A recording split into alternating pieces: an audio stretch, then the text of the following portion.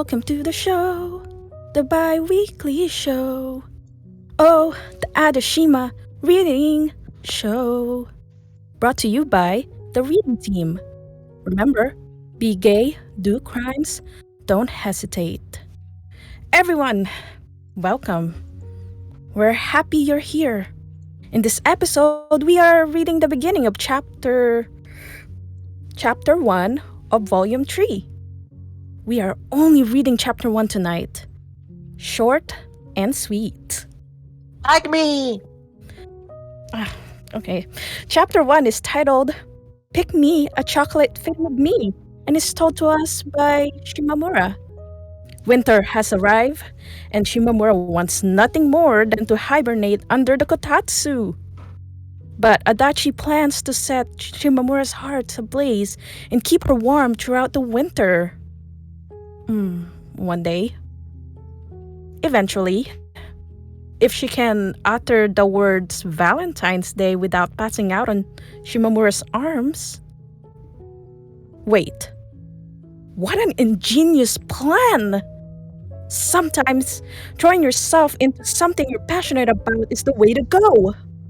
Maybe Nagafuji can take a page or two from this. Maybe Hino's brain really got roasted by the Hawaiian sun. Oh, you're picking a fight? Oh, you. Before we begin, I have a special announcement to make. No. Hino and Nagafuji aren't dating. Yet. But you can join us for reading team party tomorrow here in Adashima Discord at 6:30 p.m. Pacific time.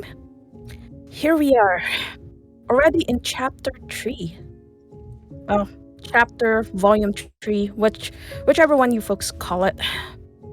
You know, I wasn't sure if this little project of ours is really going to take off, but the outpouring support and just the listeners like you showing up on our daily reading means so much more that I can articulate here.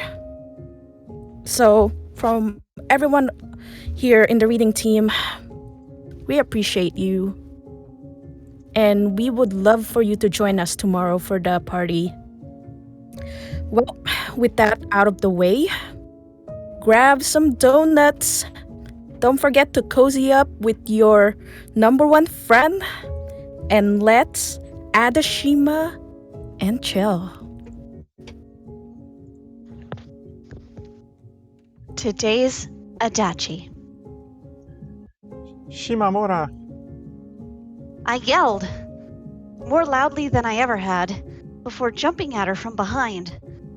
With my legs on her shoulders, as if being carried on her back, I stared at her.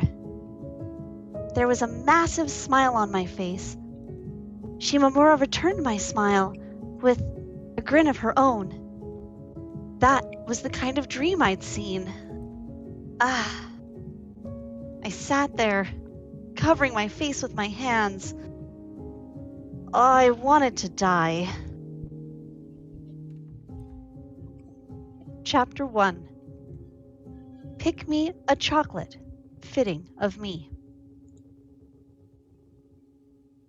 No matter what anyone said, it was most certainly winter.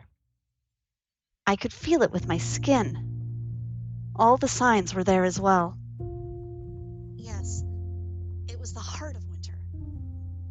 You needed to be careful at all times if you didn't want your nose to freeze, and in a similar fashion, getting distracted and losing your focus in class would almost certainly result in your eyelids growing heavy.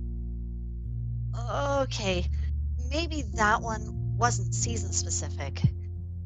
Regardless, there was something special about winter that made it so that, no matter how much sleep I got, I was always prone to dozing off.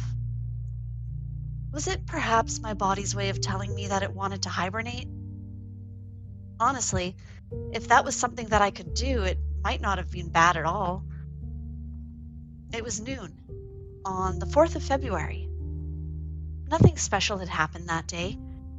Class finally came to an end, causing the tense atmosphere within the room to relax. I glanced at the door and saw that there were already students rushing to get to their clubs. So simple, that youth, I thought to myself as I watched them leave. The door being open also meant that the air from the corridor was now flowing into the classroom. It was just a bit colder, but that difference in temperature was enough to cause my body to shiver slightly.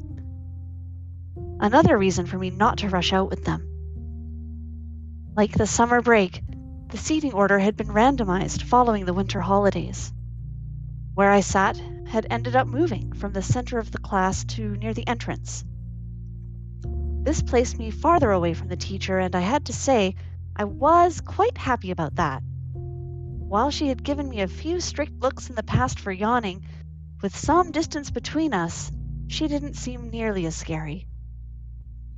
Of course, being seated by the entrance also had a cost associated with it. You were, at times, forced to experience winter firsthand, like what had happened just now.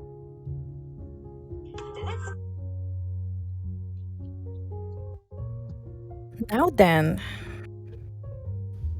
What should I do today? Head home immediately, or perhaps go ask Adachi if she had something to tell me?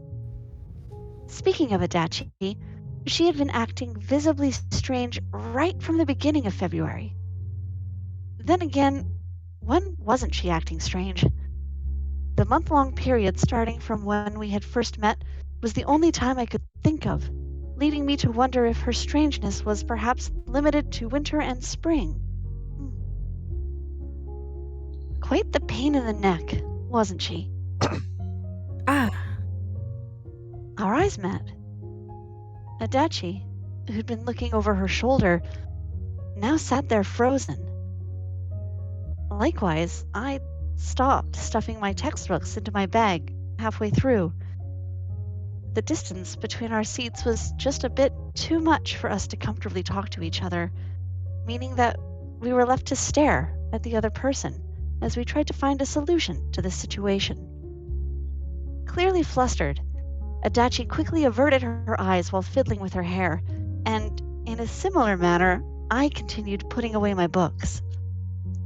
Trying to get a sense of my distance to Adachi was surprisingly difficult. It wasn't the first time something like this had happened.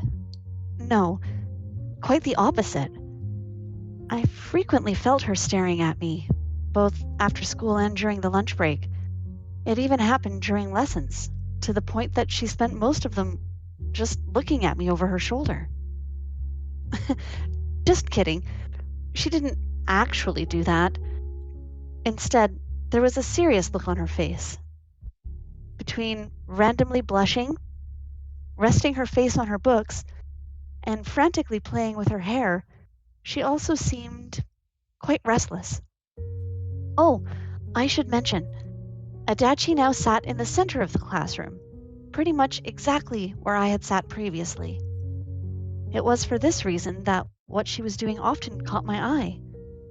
I rotated my head sideways and saw that the girl sitting behind me was having some trouble copying down what was written on the blackboard. Shima, it's me, Hino. A joyful being suddenly approached me. Her spirit appeared indomitable, and much in the same way, her skin was covered in a tan. Yes, the aura she gave off was definitely more Hino than it was Hino. In what way exactly? I wasn't sure. Anyway, it still managed to shock me just how brown Hino was now. I definitely expected her to come back a little tanned when I'd heard that she and her family had traveled overseas to celebrate the new year, but this much? No, not even close. It was like she alone was living in the warmth of midsummer, while the rest of us were stuck in the coldness of winter. what was that greeting about? It sounded like you were going for something foreign but gave up halfway. Had the inside of her brain been tanned as well, making her think like someone from overseas? We were just talking about how putting your name in all caps kinda makes it feel like a brand name. Hino stated, followed by Nagafuji confirming her words with a nod. How on earth had they reached that topic? Although, I guess that doesn't apply to you, Shimamura. The way your name is written, in all hiragana, it already sounds like a brand name. You know, it's not actually written like that, right? Nagafuji nodded again. Was she just nodding randomly? Either way, it was quite difficult for me to tell who she was agreeing with here. Anyway, that's all. Bye! Hino waved her hand before exiting the classroom. Staring at her from behind, I got a good sense of just how much she stood out during this season where everything, down to our breath, had turned white. Nagafuji began chasing after this well-cooked ball of joy before stopping in her tracks and turning around as if she had remembered something. She was quite pale, even when not compared to Hino. Has she been throwing it? She asked me after pushing up her glasses. Huh? Des. Nagafuji repeated while waving her right arm lightly. She shook it from side to side, and incidentally, her swaying breasts caught my attention. Oh, the boomerang? Right. There was nothing else I could imagine Nagafuji talking about throwing. Sure. She has. My little sister, I mean. That was what I told her, right? Speaking of that little sister, I could feel her staring at me right now. Tell her that we can have a match once she improves. Huh? Right. Yeah. And with that, Nagafuji followed after Hino. She'd left me quite the troublesome message to relay. I could hardly imagine Adachi standing beside Nagafuji and the two of them having fun tossing boomerangs. If all she wanted was a boomerang pal, she could have just asked Hino. Then again, the latter probably wouldn't have agreed. It wasn't like Nagafuji joined her when she went fishing either. Those two did nothing in the way of changing their behavior to match the other person, yet somehow they still managed to get along. That's what I considered to be a good relationship. Overseas. Huh? I found myself feeling slightly jealous. Not only had I never traveled overseas, that was also true for just being in an airplane. Why? Dunno. I guess I had built a wall of sorts around it in my mind. Bullet trains exist, so why bother? Something like that. Anyway, the stream of cold winter air blowing from the corridor had paused for now, and I figured I should get going as well. Just as I began standing up, however, a shadow appeared above my table. I lifted my head and saw that it belonged to Adachi. Yo. How it's going? She replied in a horribly forced manner. It sounded like she'd gone out of her way to match my greeting in tone. In any case, it was the first time that I'd heard Adachi's voice today. For lunch, I'd gone with Hino and Nagafuji, and while I did try to invite her along, she ran away before I could. It seemed that she wasn't very good at dealing with those two. Not that I didn't already know that. Them being my friends didn't necessarily mean the same was true for Adachi. Speaking of whom, Are you free today? she mumbled, almost like she was having trouble moving her mouth. Sure. What about it? I was wondering if you'd like to go out. No, not go out. More like drop by. You're trying to ask me if we can go somewhere? Adachi nodded slightly. For a second, I considered passing on her offer, due to it being too cold outside, but thinking about it some more, I realized that it might come off as insensitive, rejecting her like that. I was of the opinion that choosing the right words was the most mentally exhausting part of dealing with other people. My brain was quite slow, and oftentimes I found myself struggling to come up with alternative ways of expressing myself. Life would be so much easier if I could simply answer yes or no to everything, like the main character of an RPG. Oh, but if you're busy, then that's fine. I don't mind. Not at all. Adachi quickly added while waving her hands. It was like she was taking precautions in case I refused, which was something you only did when talking to someone you had trouble gauging your distance with. Not offending the other person became the top priority in your mind, leading you to alter your behavior as if it was certain that you were going to fail. I'd definitely gone through that myself.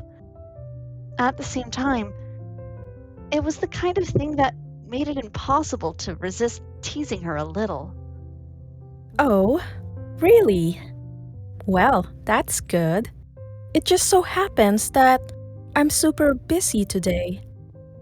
I stated jokingly. Adachi wasn't laughing, though. Far from it. Her eyes had grown narrow as if she was on the verge of tears, to the point where it seemed that it would only take a single push and she'd start crying. I rushed to salvage this mess. Just kidding. I'm never busy. Gosh, Adachi, don't ask me such mean questions. There. All fixed up. Sorry. Adachi stated awkwardly once I was done. Oof, I made her apologize. Crap. That definitely hadn't been my intention. Feelings of guilt crawled up my skin, brushing against it like a thin piece of paper. It would be extremely difficult for me to turn her down now. It was a joke. Sorry. I got carried away. I apologized. While I was at it, I also accepted her offer. Anyway, sure, let's go. The stiff expression on Adachi's face relaxed as those words left my mouth. She seemed visibly relieved. I really liked that about Adachi. The way her mood and emotions were always visible on the surface. It made her easy to read. Very good. For me, it was the opposite. I'd become a difficult to read person after entering high school. Not good. Not at all. Do you have anywhere in mind that you'd like to go to? I figured she wouldn't, but decided to ask anyway. Well, I don't, but... But what? I urged her to continue. Adachi turned her head slightly downwards as if chewing on her muffler before opening her mouth. I was thinking... I'm kinda hungry for confections. She stated, her eyes looking away while her mouth simultaneously tried to form a smile. There was a lot happening on her face, and watching it, I couldn't help but admire her dexterity. It took a lot of skill to move all those facial muscles into all those different directions. So, Adachi wants something sweet, does she? Taking in sugar would probably improve her expression, huh? I wasn't sure why, but my words caused Adachi to twitch, slightly, almost as if she'd been taken aback by them. Yeah. Confections. Huh? You want something that isn't sweet? No, it being sweet is fine, but... The movements of her mouth grew increasingly subtle as she went on. making it difficult for me to pick out the end of her sentence. I got the feeling that we weren't really on the same wavelength. At the same time, I could tell that she really wanted to do this. They sold all sorts of confections at the mall, so if we went there, she could buy whatever she wanted. The majority were sweet, of course, though there were also some non-sweet ones. Maybe we could eat the donuts together like that one time. Yeah, that might be good. A lot more events had been occurring recently that I could look back to and not feel bad about them. I had to say, I quite liked it. Most of the things that had happened to me so far in life I had already forgotten. The same was likely going to be true for the things that happened to me in the future as well. After enough time passed, I'd forget the majority of them. I obviously wanted the bits that remained to have some value, and to increase the chances of that happening, I needed to create more and more good memories. Even the worst archer could hit the target with enough shots, or something like that. Anyway, it was for that reason that I chosen to spend time with Adachi after school. Everything was the same as usual, including Adachi's ultra suspicious behavior. I thought hit me as the two of us rode on Adachi's bike. We might still have been delinquents. Then again, I suppose people will see me that way as long as my hair remained dyed. My little sister certainly did. Trying to decide what to do, my hair has been causing me a lot of headache recently. Its original color, that being black, had begun to showing through the brown, resulting in a color combination that could be best described as pudding-like. To leave it alone or to re-dye it. Whichever I chose, I had to commit to it. Starting something and then stopping midway was going to be worse than not starting in the first place.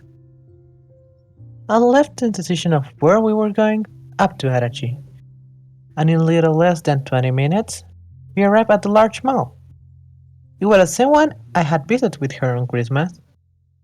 The sun had begun to set, and the wide parking lot appeared quite serious under the dim light. The two of us weren't the only people wearing school uniforms near the bicycle park. I saw that there were students from another school loitering around as we arrived.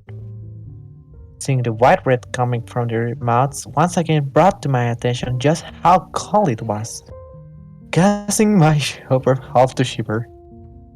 I yearned for the warmth of the Hougetsu. Even so, I couldn't just leave right away.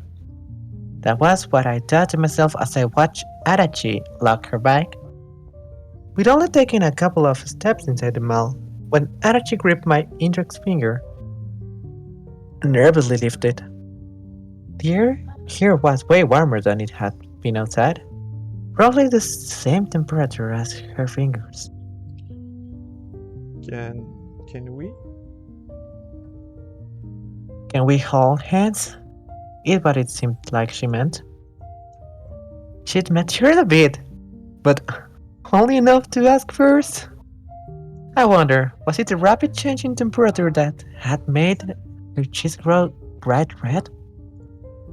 Sure, I don't mind. I nodded, immediately after which Adachi's hand closed around mine like a pair of scissors. She then glanced at it, panicked slightly, and then allowed it to relax in a more natural grip. Personally, holding hands didn't bother me one bit. What did, however, was a stiff expression on her face. She was facing directly forward as if her neck was stuck and unable to rotate. And I got the impression that if I were to touch her cheek, it would make a sound similar to tapping the surface of a rock. Heck, I couldn't even see her blinking. Was she really okay? So, where are we going again? Somewhere we can eat something sweet? Yeah. Adachi nodded awkwardly. Was she having a difficult difficulty spotting a suitable place? Made sense, I suppose. That did seem like it would be tough if you weren't able to move your head. There's a donut shop over there, if that works. I suggested, pointing towards the store. It wasn't the same chain as the one at the station, but the donuts were just as delicious. Why? Because they were sweet. Sweet to the point where it felt like if you were to turn them around, you'd find a layer of sugar covering the dough like snow. Still, donuts, huh? I couldn't help but think of Yashiro and the way she'd appeared the last time Adachi and I had stopped moving. Oh, the last time we ate them together? I wonder, was she going to show up again? Suddenly, Adachi's feet stopped. She then pushed her head out, almost as if she was trying to peer inside the store. She went as far as to stretch out her back, and staring at her, I couldn't help but wonder what exactly it was that she was doing. Regardless, I dragged her along until we were standing in front of the store. Being right next to the entrance, the place had barely any walls surrounding it, allowing you to see what was happening at the counter all the way from outside. Needless to say, that meant that the clerk behind it could also see us. I could feel them staring at Adachi as she did whatever it was she was doing, and by extension, at me. We were holding hands, and it might have been a case of it attracting unwanted attention. Figures. There really was something strange about it, wasn't there? Definitely. I found myself looking away from the clerk. There was a billboard outside that showed what movies were playing, and before it stood a man and a woman scrolling through it with their eyes. They were holding hands as well. Yeah, that was normal. There was also another pair of people, a small boy and his mother, who were heading towards a nearby Idion store, likewise holding hands. While the difference in their head did make it seem a little tiresome for the mother, that too was normal. In contrast, Adachi and I were a little too old to be walking around hand in hand like some good chums. A pained smile crept into my face. We really stuck out, didn't we? It certainly felt that way to me.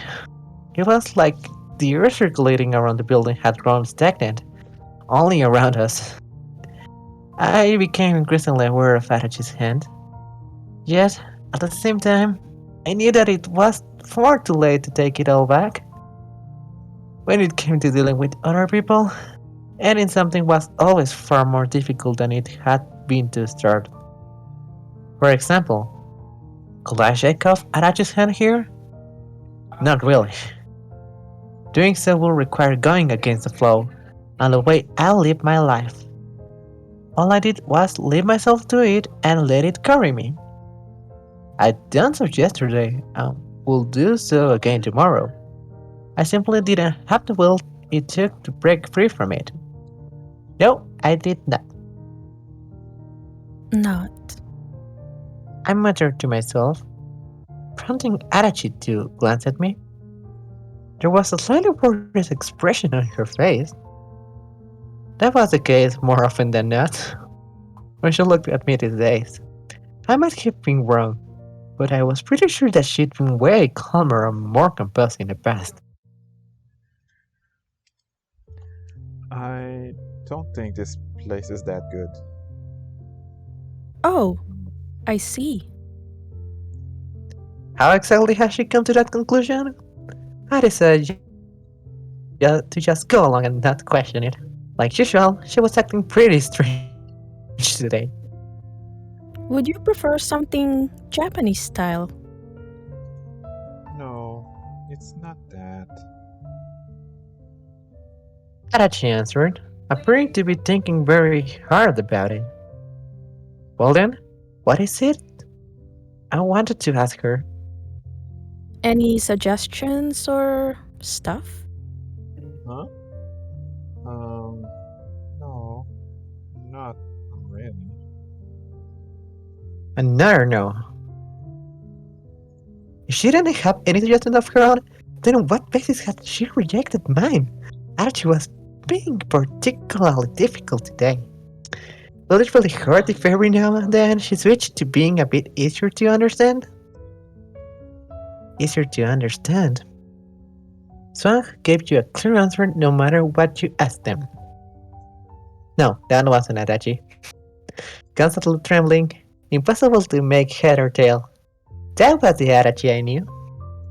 She then began walking. Unsure whether or not she had a destination in mind, I followed after her. Come to think of it, there's actually something that I want to ask you. What is it? My hair. Do you think I should dye it again? Or let it go back to normal? I asked Adachi, while spinning a strand of aforementioned hair around my finger. She then proceeded to scrutinize me, from the top of my head to the tip of my shoes. Why though? Well, it seemed to me like you could answer that question even if you didn't check out the person's soul spheres. I wonder, was she really going as far as to consider how well the hair would go with the rest of my body? After carefully examining me, Adachi closed her eyes. She appeared to be imagining what versions of me in her mind. Again, there was no real reason for her to take it that seriously. However, just as I thought that, an idea crossed my mind. Closing her eyes had left her completely defenseless, meaning that I could pull a prank on her if I wanted to. I began thinking as well. I could pinch her lips and make them resemble slices of cut roe, or pull her cheeks and make her look like a flying squirrel. No, wait. Why would I ever do that? I wasn't in elementary school anymore. While I was blushing at my thoughts, Adachi suddenly opened her eyes, after which she glanced at the part of my hair with the black and brown mix. She then knitted her eyebrows as if she was thinking hard about something. It's difficult for me to say since I've never seen the black version of you. That's because I'm a good girl with a pure white belly. I stated. My first instinct had to be snarling at her, but after thinking about it for a second, I decided to go with a joke instead. The way she had said it, the black version of me. I really didn't like that. Like Shimamura, one Shimamura. Out of those two, which version? The former did maybe sound a bit better. And? Nothing, just a random tangent. See, it's going to be half and half soon. I need to figure out what to do before it gets there. I explained while lifting up my hair as if I was combing it out. For some reason, Adachi reached for the strand of hair resting on my palm, placing it between our hands. It quickly slid out, however, in a similar manner to what would happen if you tried holding a quicksand. Looking at it, I was reminded of the fact that I wanted to get an hourglass. I thought about buying one on multiple occasions, but each time it slipped my mind. Memories spilling out like the sound of an hourglass. Wow, that was actually a pretty smart simile, wasn't it? Anyhow, Adachi's eyes remained fixed on the strand of my hair she'd placed on her hand. Is something wrong? I asked her. The sheer intensity of her stare had led me to wonder if she had an opinion on the matter. It's, nothing. She replied hastily before releasing my hair and pulling her head back. Sure didn't look like it was nothing. I considered saying while fixing my hairdo, but you ultimately decided not to. I then began walking in the end, I hadn't been able to get a clear opinion from her regarding my hair. We walked past a KFC, a Notoya, and a Shabuna before switching off.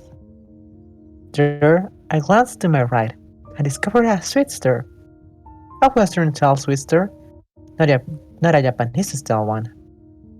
What about here? I asked Adachi. Like the last time, she once again pushed her head forward. I found myself a bit astonished. What the heck was up with this mannerism we should develop? Sure, I think this is fine. She nodded. This time, she'd agreed with my suggestion. I kinda wanted to ask her about the criteria she used to evaluate these stores. Though seeing the worried expression on her face, I didn't really get the feeling that she'd tell me.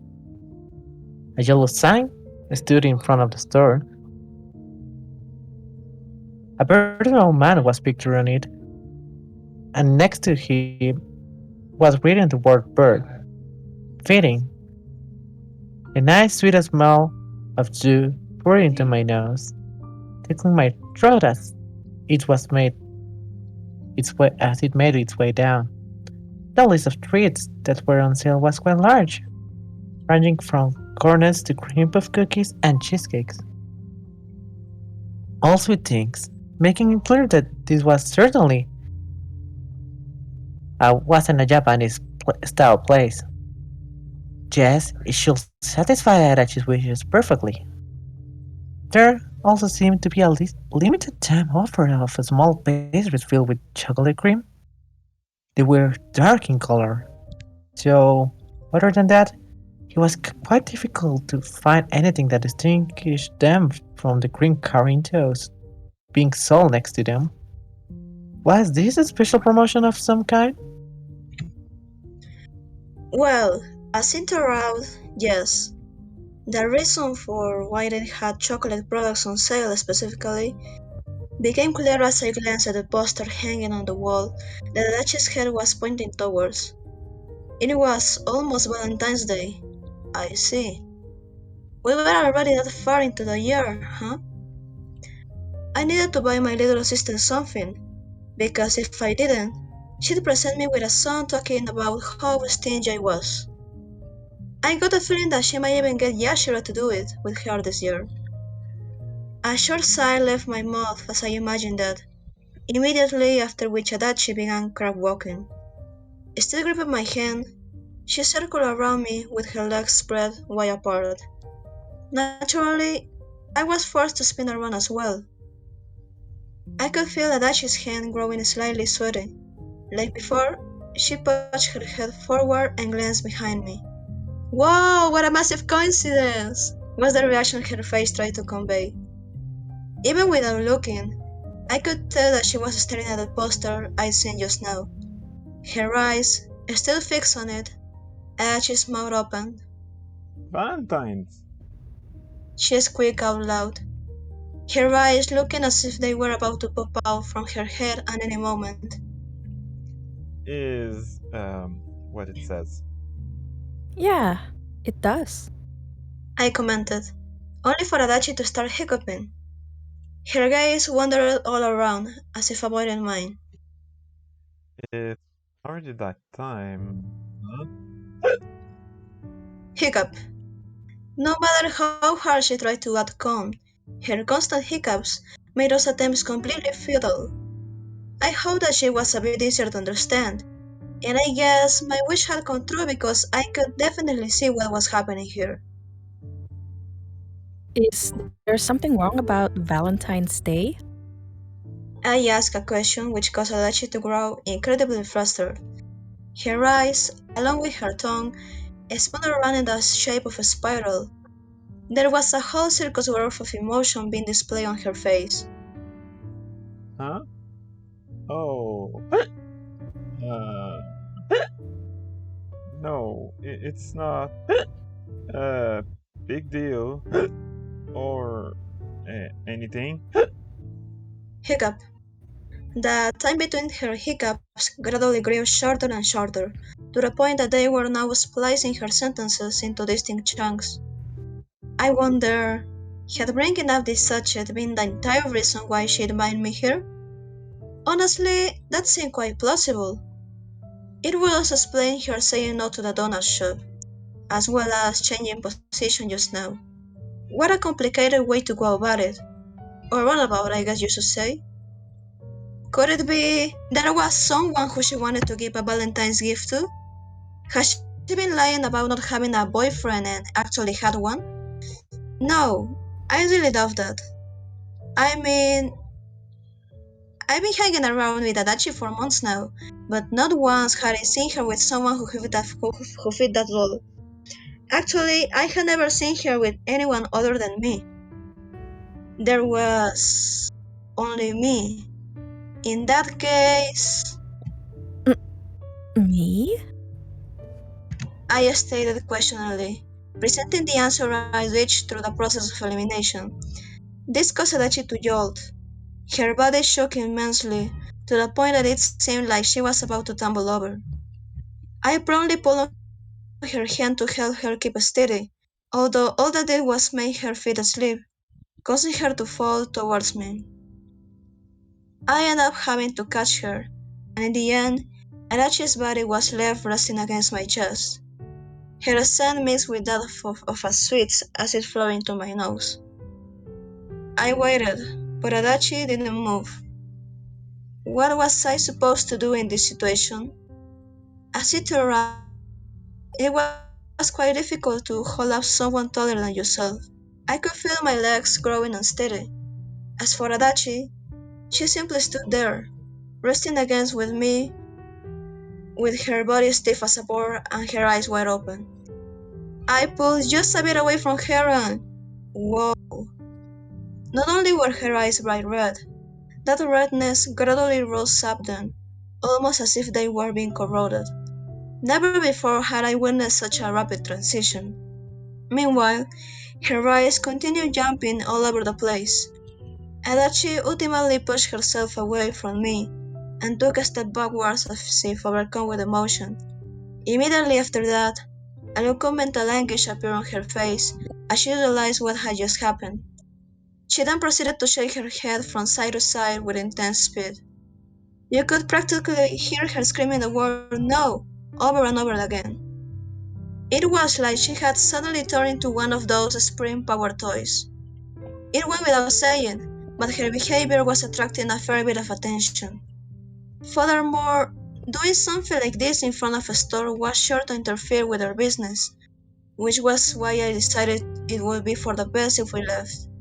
With my legs spread to the side like those of a croc, I quickly walked away. Naturally, I took the restless Adachi with me. As we made our way outside, I glanced at the Japanese-style restaurant opposite the sweet store, and saw on its display that there was a tuna festival of some guy on there. Illuminated by the light of the display, I thought to myself, I really do like elegance. Anyway, Adachi seemed to have calmed down a little, possibly as a result of us getting away from the Valentine's poster. Though it had been her goal for the day to discreetly introduce the topic of Valentine's, what had ended up happening was quite the opposite.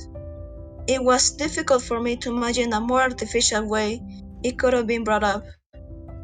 I stared at her in silence, prompting Adachi to slowly open her mouth. Shimamura, do you do you have anything you're planning on the 14th? No, not really. As it turned out, I'd been right. That someone was me. Although I suppose it wasn't really that surprising, considering that it was the exact same course of events that had taken place on Christmas. It seemed that Adachi's behavior growing visibly strange acted as an advance notice signaling that something like this was about to occur. Today, I learned something about her. If you don't, then could we go somewhere on the 14th? I was just randomly. She didn't even bother to finish her sentence. Even she probably realized that it was completely futile trying to pretend like it was just a coincidence that the 14th also happened to be Valentine's Day. As Adachi's mouth moved around in a desperate attempt to mumble out the right words, her eyes alone turned towards me, trembling in a way that made it seem like she was begging for my help. It wasn't just the tip of her nose that was bright red. No, every part of her body was, including the backs of her hands. Even the redness of the tuna that was displayed on the screen paled in comparison. Honestly, Arachi tuna kinda sounded like it could be a little species of tuna. You know, like big-eye tuna and bluefin tuna. Wait, no. This wasn't the time for those sorts of stupid thoughts. I needed to say something, or else we'd be stuck here forever. Um, do you want to be the one receiving chocolate or the one giving it? Well, I did wonder if that really was the most important question here. It was all I could come up with a spot. Adachi's eyes opened wide, after which she spun her index fingers around each other in the air. I'd like to get. No, wait. Why don't we exchange them? She wanted to pick both of the options. How surprisingly greedy of her. Regardless, I now had a pretty good idea of what it was that she wanted to do. Hmm. Friends getting each other chocolate on Valentine's Day, huh? I didn't have a history of buying chocolate for my sister, although I suppose that was a bit different. If it was someone like Hino and Nagafuji, then I could easily imagine them doing it. But Adachi and I tried to picture us in their situation, replacing Hino with myself and Nagafuji with Adachi. No, it didn't work. Unlike those two, I simply couldn't see us doing it without it seeming weird. The difference in the length of time that we know each other for was just too great. Our relationship first needed to grow into one that was a bit more long term. Then again, how many more years was I going to be with Adachi? Until we graduated from high school? It was also possible that we got placed in different classes for our second year, in which case our friendship might just end there. That was something that had happened to me plenty lives so far. In elementary school, I felt a massive reluctance towards going into the other classrooms, as if there had been a massive wall that I first needed to climb over. That had probably been because there was always a teacher present in each room, huh? Regardless, it just hadn't felt like I belonged there. I had lost a lot of friends that way, friends whose names I couldn't remember anymore. And it had been in elementary school. Being a high schooler with all the nuances that came with it made it all the more impossible for me to imagine myself climbing over that wall. Actually, wait, even if I wasn't up for the task, for some reason, I got a feeling that being in different classrooms wouldn't be nearly enough to demotivate Adachi, and that she'd be fully shoulder all the responsibility to keep our relationship going. In that case, maybe nothing would change after all. Imagining that, things not changing, somehow made me feel relaxed. All in all, I was going to spending a long time with her. A picture formed in my mind, Adachi as the but really, it was quite like her to want to exchange chocolates with a friend on Valentine's Day. The way she always attempted to hold my hand when given a chance made it clear just how desperately Adachi wanted that, to be connected to someone. She wasn't just for to sharing things with other people, and it was likely for that specific reason that she longed for it. I didn't get the feeling that it was fair to put the blame entirely on her home environment, but at the same time, seeing how cold her relationship with her mother was, it couldn't be denied that it was one of the causes. Not that I was particularly interested in taking up the roles of Adachi's mother or anything.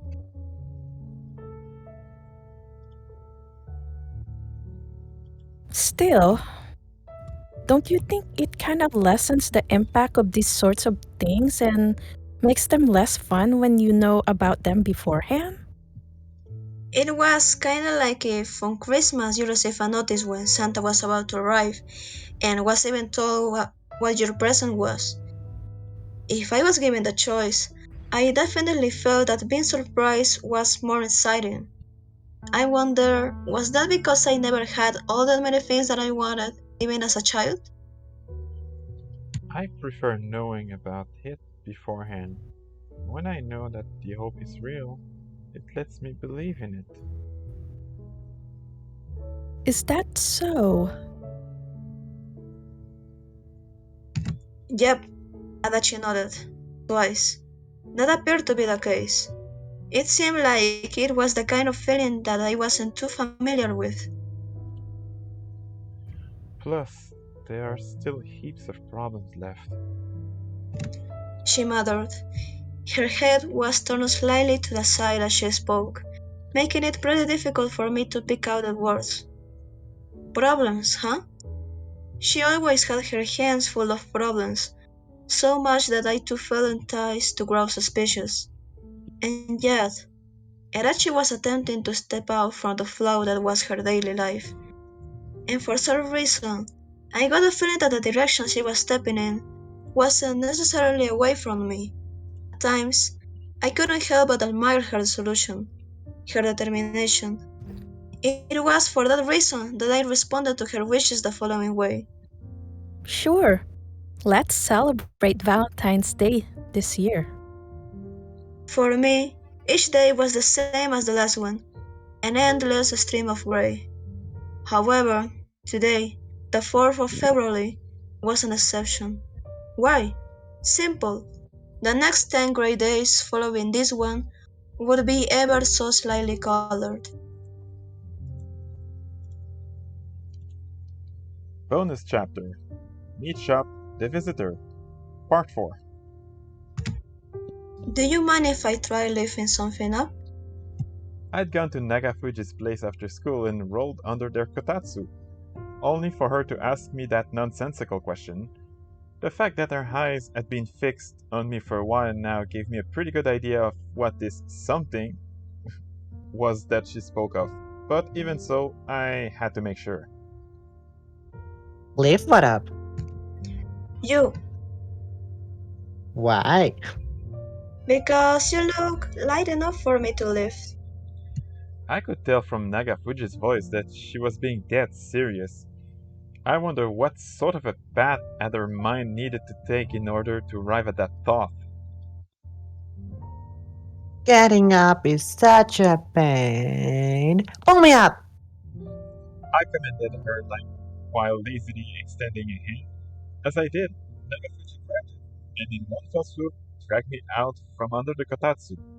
While the heater doing its job did ensure that the room outside of the kotatsu's warm comfort wasn't all that cold, the same couldn't be said of the floor. The chilling coldness that had been stored within it assaulted my body as I lay on it, as if I was lying on ice instead of wood. All the way! I signaled with my other hand. Nagafuji did as told, pulling me up before adjusting me so that both my X and Y axes were straight. Soon enough, I was standing upright on my own 2 feet, all without having to move a single muscle in the process. Magnificent! There, I stood up. Gosh, I get it. Not only does it make me dizzy, it also makes my ears ring. It's horrible! Completely ignoring my complaints, Nagafuji placed her hand under my arm and began lifting me up. She was really doing it, huh? My feet were left kicking the air as she lifted me higher and higher and higher, like what you'd do when playing with a baby. This led to a pretty rare scenario. I was viewing the world from higher than she was. It was quite the fresh experience, Though, thanks to the constant buzzing in my ear, I wasn't exactly able to enjoy it. No, it felt like I was right on the edge of passing out. Nagafuji's arm began trembling. She then let me down. It seemed that she'd hit her limit. You were surprisingly heavy. She commented while rubbing her sore arm. What a rude thing to say out loud. Both short and heavy. That was just the worst, wasn't it? Just now, what had been the sound I made when I landed? A heavy one? Or a light thud? So then, was there something that you wanted to do? No, not really. You just look like I could lift you. That was likely all there was to it. Not surprising. Nagafuji's thought process were rarely multi-dimensional. I crawled back under the kotatsu, and this time Nagafuji followed me. She then removed her glasses. I noticed she'd made a habit to take them off when it was just the two of us. Why? I had never bothered to ask. I had a feeling that if I did, she'd give me some simple yet utterly ridiculous answer, resulting in a back and forth similar to the one from earlier. I rested my head against the table part of the kotatsu. A calendar stood on it, and as I played with its pages by making them move with my breath, I remembered something. Something that would be happening 10 days from now. Valentine's Day. And speaking of which, want some chocolate again this year? I asked Nagafuji. Exchanging chocolates on Valentine's Day had become a tradition of sort between us back in elementary school, and though there had been some years where I got sidetracked and began hunting for the rarest brands, these days I was back to buying just regular old chocolate. The reason? Nagafuji, whose favorite food consisted exclusively of hamburgers and curry, only enjoyed the simplest of flavor. And when it came to gifts, what the receiver enjoyed dictated what you should get. I like sweet things. Yes. I'll buy you something sweet again. Most of the time, we ended up going to buy the chocolate together and then hate them together as well, but whatever. That was what Valentine's Day was for us.